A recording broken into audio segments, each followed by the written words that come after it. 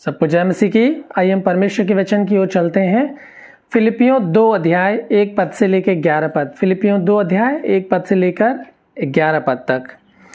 इसके पहले पिछले सप्ताह हमने परमेश्वर के वचन से देखा था कि हमें परमेश्वर के वचन में और उसके सुसमाचार में परिश्रम करना है, दुख उठाना है।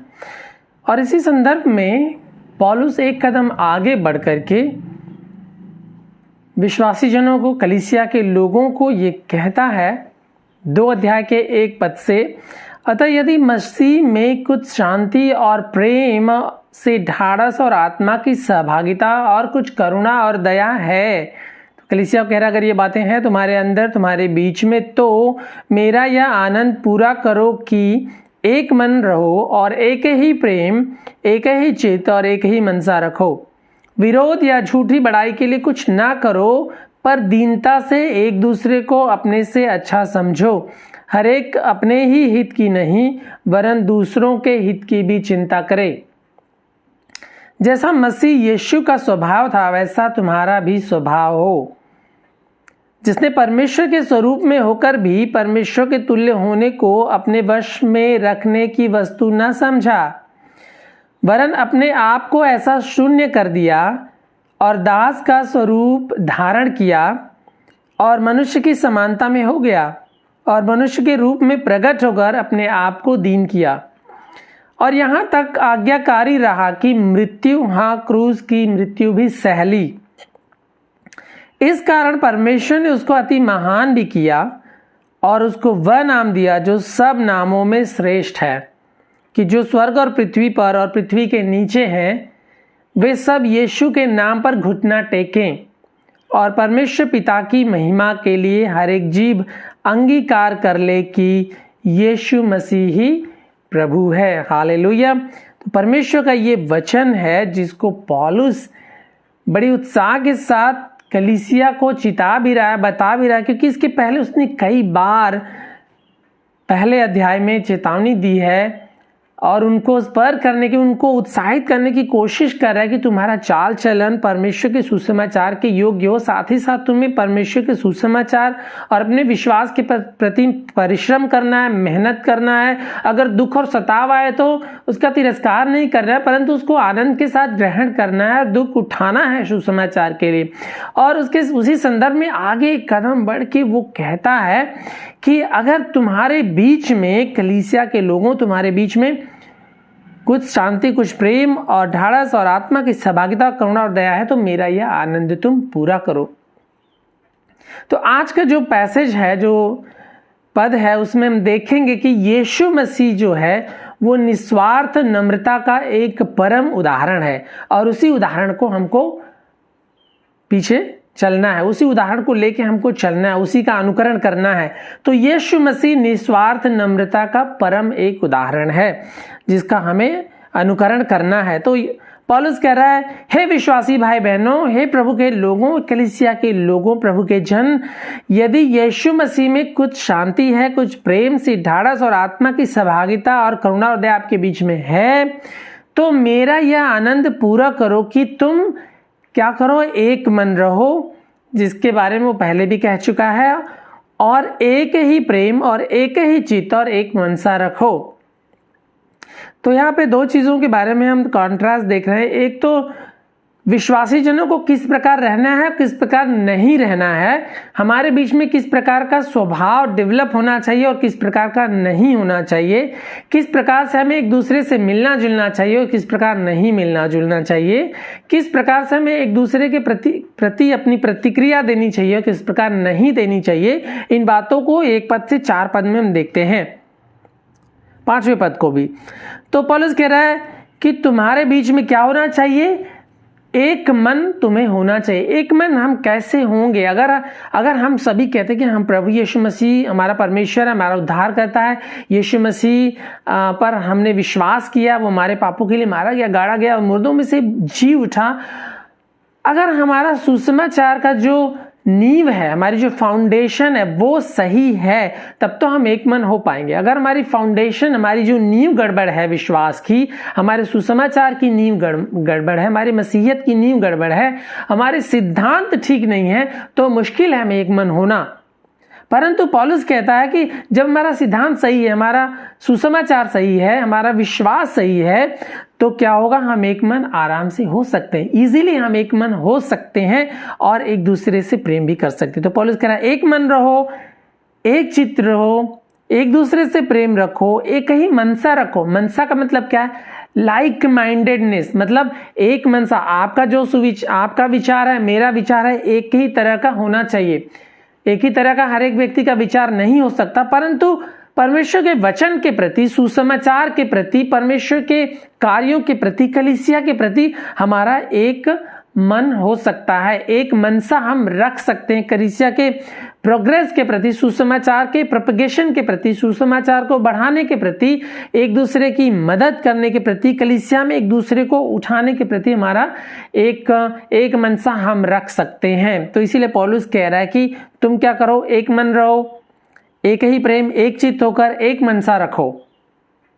अगर ये बातें हमारे बीच में हो तो हम बहुत मसीह को महिमा दे सकते हैं, प्रोग्रेस कर सकते हैं। परंतु अगर ये बातें हमारे बीच में नहीं है, परंतु तीसरे पद में क्या लिखा है, विरोध और झूठी बड़ाई के लिए कुछ ना करो।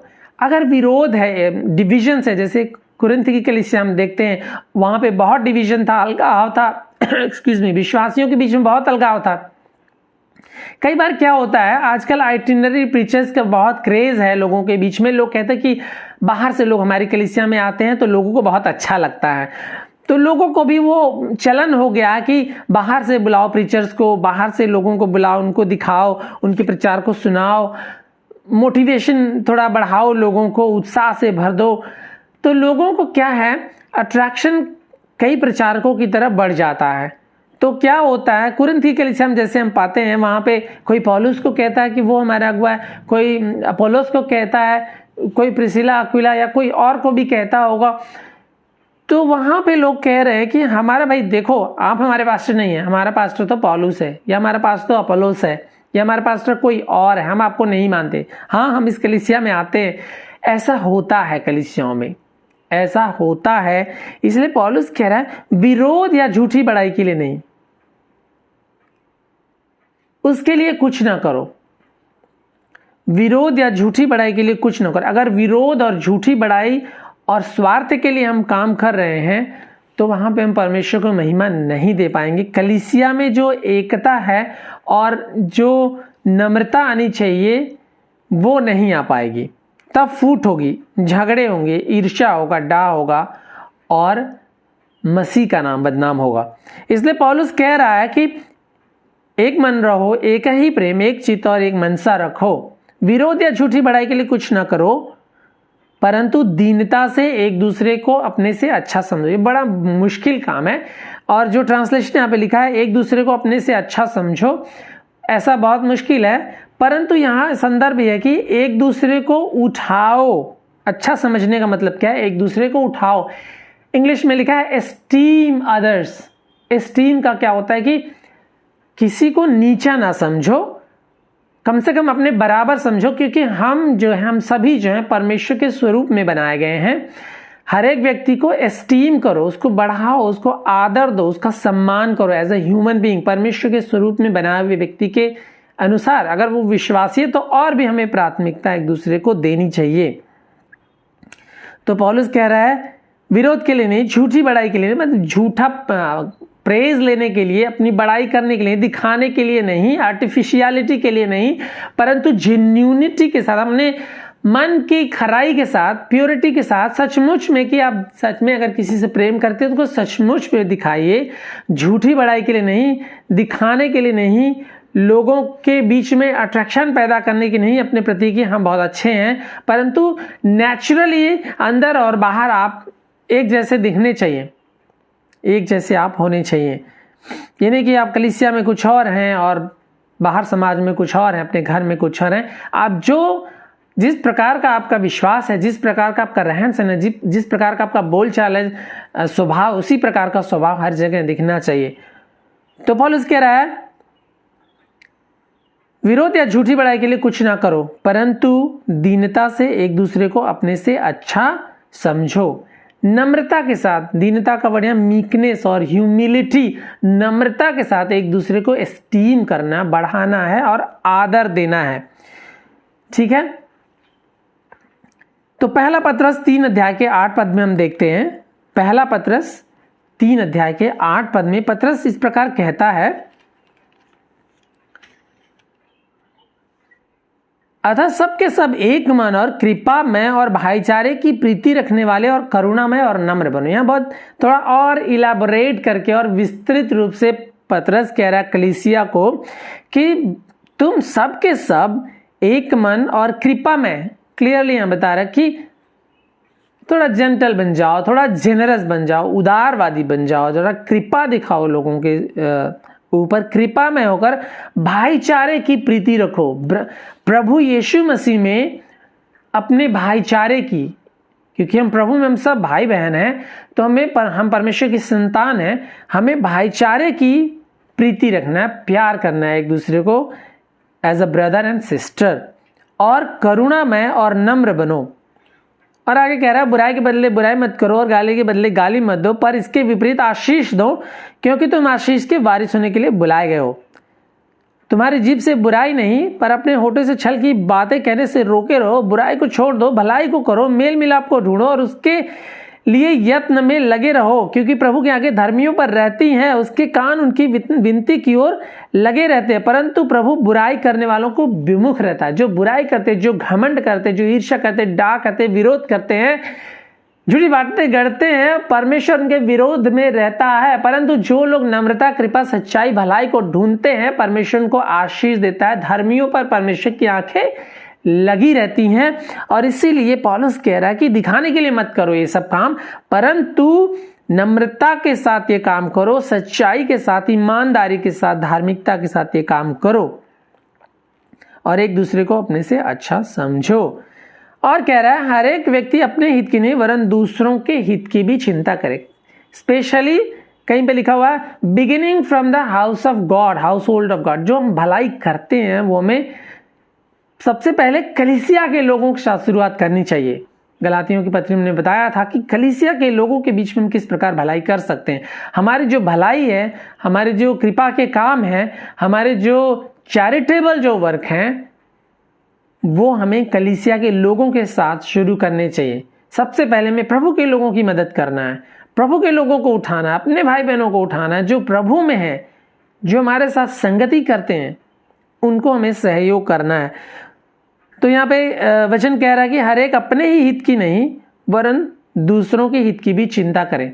इंग्लिश में लिखा है नॉट फॉर सेल्फिश एम्बिशन और वेन कंसीट, मतलब आप कंसिएटेड होके, मतलब लालची होकर के, ग्रीडी होकर के, अपने स्वार्थ के लिए कि मैं सबसे, मेरा काम बन जाए, मेरा सब कुछ हो जाए अच्छा, मेरा सब कुछ हरा भरा रहे, अपने लिए नहीं। लेकिन पौलुस कह रहा है कि दूसरों के हित की भी चिंता करो। ये उस कलीसिया को कह रहा है जो कलीसिया उसके साथ हमेशा खड़ी रही है। ये उस कलीसिया को कह रहा है जो कलीसिया हमेशा उसके लिए दान भेज रही है। ये उस कलीसिया को कह रहा है जो कलीसिया हमेशा दुख उठाने के लिए तैयार है। ये उस कलीसिया को कह रहा है जो कलीसिया हमेशा सुसमाचार के लिए कार्य कर रही है, अपना सहयोग दे रही है। तब भी उस कलीसिया को पौलुस ये बात कह रहा है। तो हमारे लिए ये कितना एप्लीकेबल है कि हम इस बात को ग्रहण कर लें, अपना लें कि हम अपने स्वार्थ के लिए नहीं परंतु दूसरों के हित की भी चिंता करें। दूसरों के हित में हम सेवकों की चिंता करें, हम कलीसिया की चिंता करें, हम सुसमाचार की चिंता करें, हम प्रचार प्रसार के लिए चिंता करें, हम प्रभु के कार्यों के लिए चिंता करें, जिसके लिए पौलुस एक पद में बहुत डिटेल में बताया है कि प्रभु के कार्यों के लिए, उसके सुसमाचार के लिए, सुसमाचार प्रचार के लिए किस प्रकार हमें मेहनत करना है, परिश्रम करना है, दुख उठाना है। तो ये बात कहते हुए वो प्रभु यीशु मसीह का उदाहरण दे रहा है कि ये चीजें तभी प्रैक्टिस हो पाएंगी जब हम प्रभु का अनुकरण करेंगे। अगर हम दूसरों का अनुकरण करेंगे तो ये चीजें प्रैक्टिस हम नहीं कर पाएंगे। परंतु अगर प्रभु को हम अपना आदर्श मानेंगे, जैसा पतरस कहता कि मसीह हमारे लिए एक आदर्श दे गया है, तो अगर यीशु मसीह हमारा आदर्श हो गया है तो हम कोशिश करेंगे और सफल भी होंगे। तो वचन कहता है जैसा यीशु मसीह का स्वभाव था वैसा तुम्हारा भी स्वभाव हो। जैसा यीशु मसीह का स्वभाव था, किस प्रकार का? नम्रता का, कृपा का, भलाई का।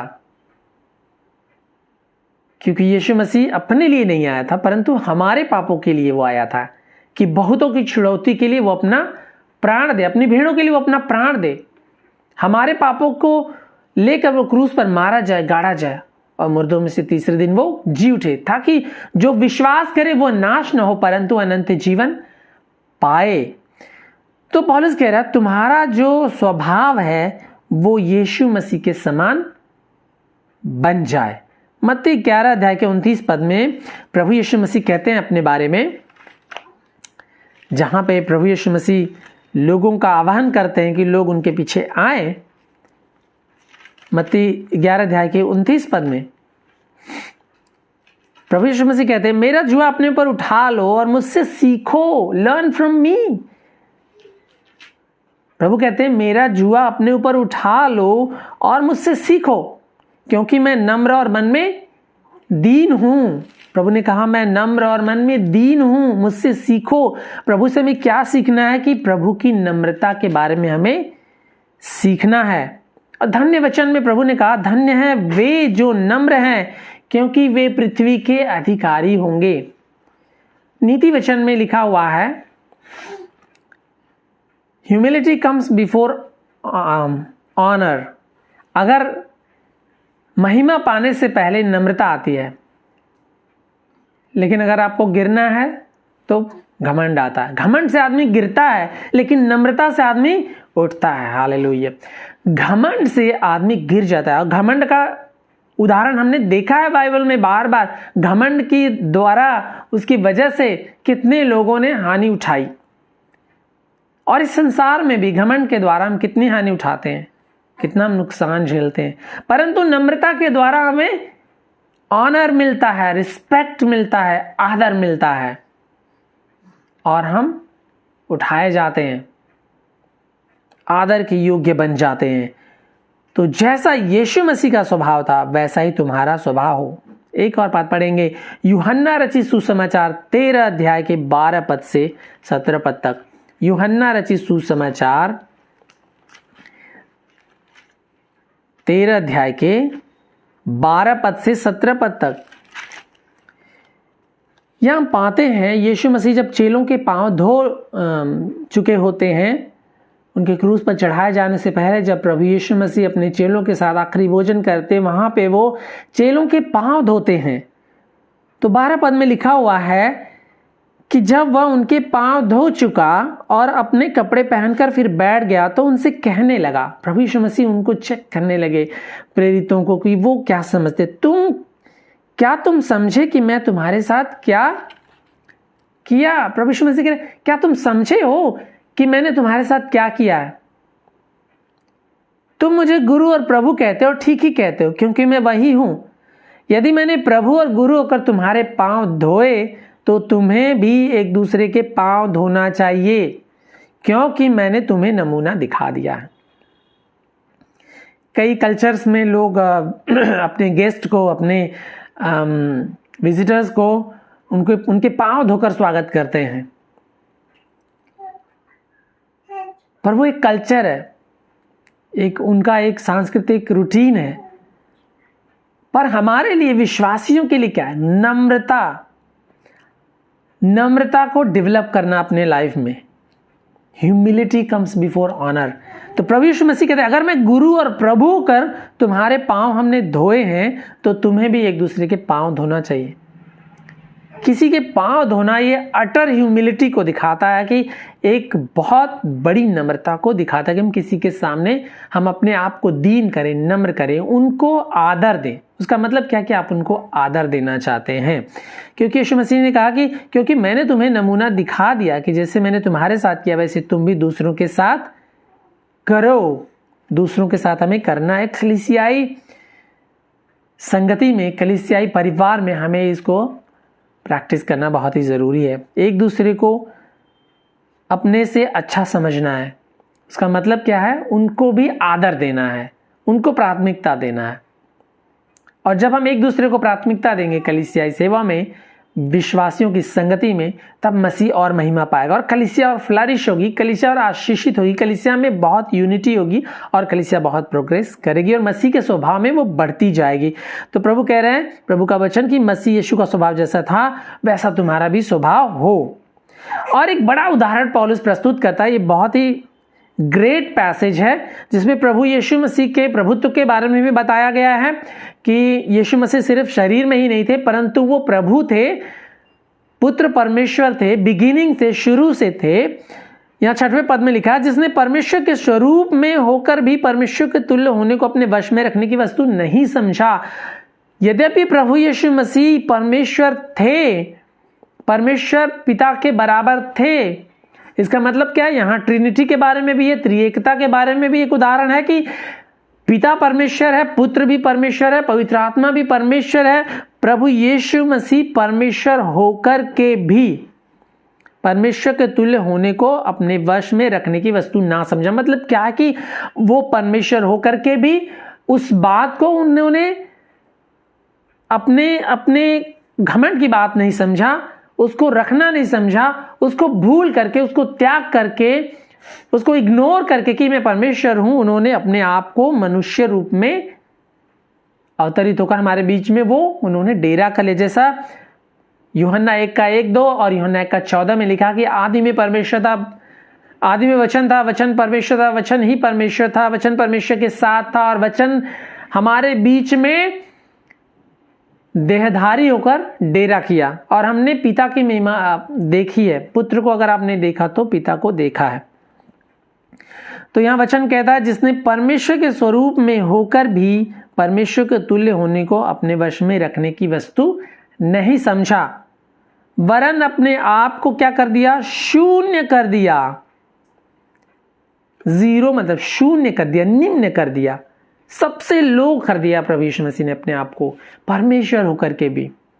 हम जानते हैं स्वर्ग में प्रकाशित वाक्य हम पढ़ते हैं तो हम देखते हैं कि किस प्रकार परमेश्वर सिंहासन पर बैठा है और स्वर्गदूत और चेरुबीम खरूबीम जो है उनके सामने झुकते हैं, दंडवत प्रणाम करते हैं और हमेशा अनंत काल से उनको पवित्र पवित्र पवित्र जो है वो आने वाला परमेश्वर कहकर पुकारते, उनके सामने गिरकर दंडवत प्रणाम करके उसकी आराधना करते हैं।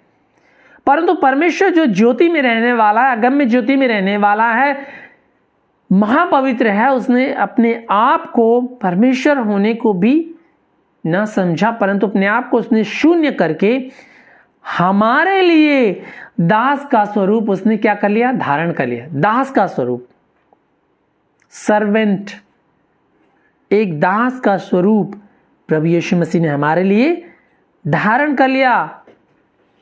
वो हमारे समान बन गया, हमारे समान दुख सुख भोगी मनुष्य बन गया। रोमियो 8:3 हम पढ़ते हैं। रोमियो 8:3 में, क्योंकि जो काम व्यवस्था शरीर के कारण दुर्बल होकर ना कर सकी उसको परमेश्वर ने किया, अर्थात अपने ही पुत्र को, पिता परमेश्वर ने अपने इटर्नल विघाटन पुत्र को पाप में, शरीर की समानता में, हमारी समानता में, मनुष्य के शरीर में पाप बलि होने के लिए भेजकर शरीर में पाप पर दंड की आज्ञा दी। प्रभु यीशु मसीह हमारी समानता में होकर, शरीर की समानता में होकर हमारे लिए पाप बलि हो गया और मनुष्य के रूप में प्रकट होकर अपने आप को उसने क्या कर दिया, दीन कर दिया, नम्र कर दिया, शून्य कर दिया, दीन कर दिया। और क्या लिखा है, और यहां तक आज्ञाकारी रहा कि मृत्यु, हां क्रूस की मृत्यु भी सह ली।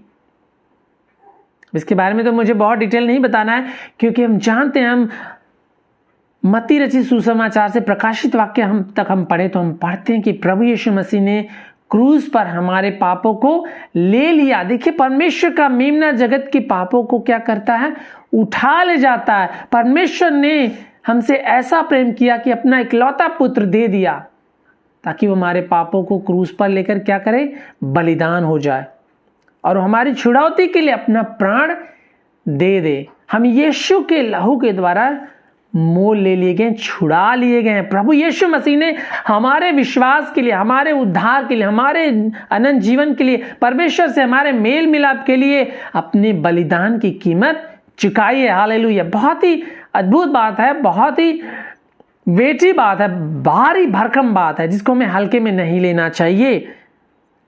वो यहां तक आज्ञाकारी रहा कि मृत्यु, हाँ, क्रूस पर मृत्यु सह ली। क्यों सह ली? उसने अपने लिए काम नहीं किया, झूठी बड़ाई के लिए नहीं किया, विरोध के लिए नहीं किया, अपने हित को देखते हुए नहीं किया, परंतु हमारे हित के लिए, हमारे उद्धार के लिए, हमारे विश्वास के लिए, हमारे अनंत जीवन के लिए, हमारे पापों की क्षमा के लिए, परमेश्वर से हमारे मेल मिलाप के लिए, हमें नई सृष्टि बनाने के लिए, हमें परमेश्वर की संतान बनाने के लिए, हमें पवित्र और उसकी निज प्रजा बनाने के लिए परमेश्वर ने ये काम किया है। प्रभु यीशु मसीह ने ये काम किया है। तो ये एक बहुत ही महान उदाहरण है जिसको हम पाते हैं कि प्रभु यीशु मसीह की महान दीनता और इसकी नम्रता के बारे में हम पाते हैं, जो एक बहुत ही बड़ा उदाहरण है, इससे बड़ा और कोई उदाहरण नहीं है। आप मदर टेरेसा का ले लो, आप महात्मा गांधी का ले लो, किसी भी महान व्यक्ति या महापुरुष इस संसार का ले लो, परंतु वो प्रभु यीशु मसीह से के कामों से कभी उसकी तुलना नहीं की जा सकती है, क्योंकि प्रभु यीशु मसीह हमारे पापों के लिए मारा गया, वही हमारे लिए बलिदान हुआ, वही परमेश्वर का मेमना है। तो उसका उदाहरण लेकर पौलुस कहता है कि तुम क्या करो, एक मन रहो, एक प्रेम रहो, एक चित्त रहो, एक मनसा रखो, एक दूसरे को उठाओ, एक दूसरे के हित के लिए काम करो, झूठी बड़ाई के लिए नहीं, विरोध के लिए नहीं, स्वार्थ के लिए नहीं, बुराई के लिए नहीं, छल के लिए नहीं, परंतु परमेश्वर की महिमा के लिए। यीशु मसीह के स्वभाव को हमें अपनाना होगा।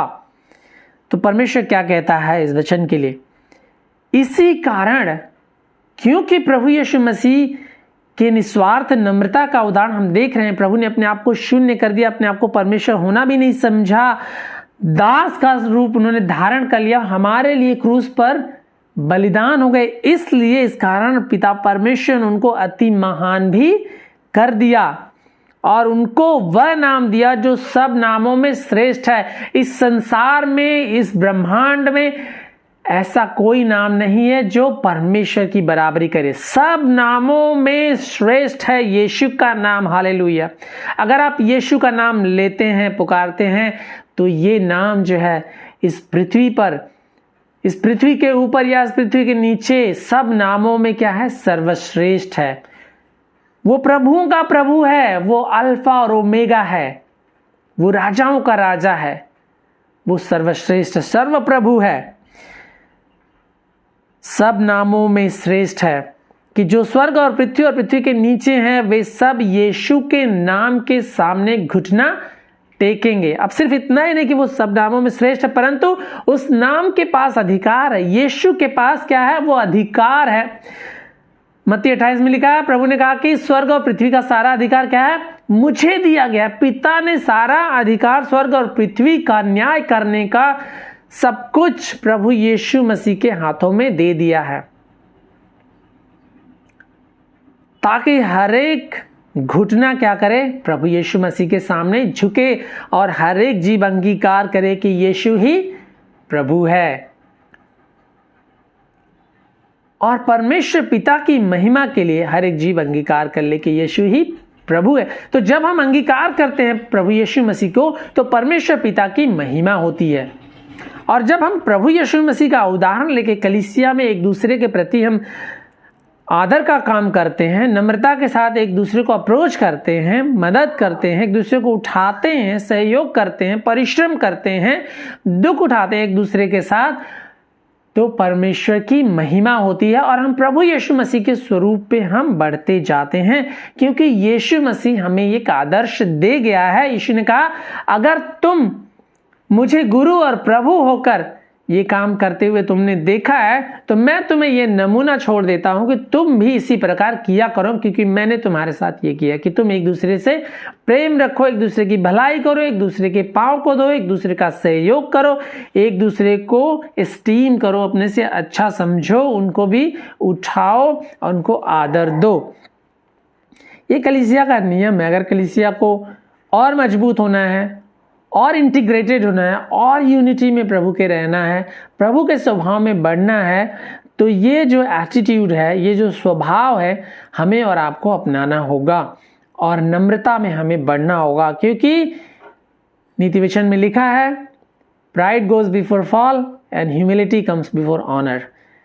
घमंड के द्वारा हम गिरते हैं, लेकिन नम्रता के द्वारा हमें आदर मिलता है। सो आइए स्वभाव को हम अपनाएं अपने दिनचर्या में, अपनी रूटीन में, अपनी कलीसिया में, अपनी सेवकाई में, अपने प्रभु के सेवकों के बीच में, अपने प्रभु के भाई बहनों के बीच में, प्रभु के जो लोग हैं, हमारे जो भाई बहन हैं प्रभु में, उसमें हम अपने स्वभाव को बदलें।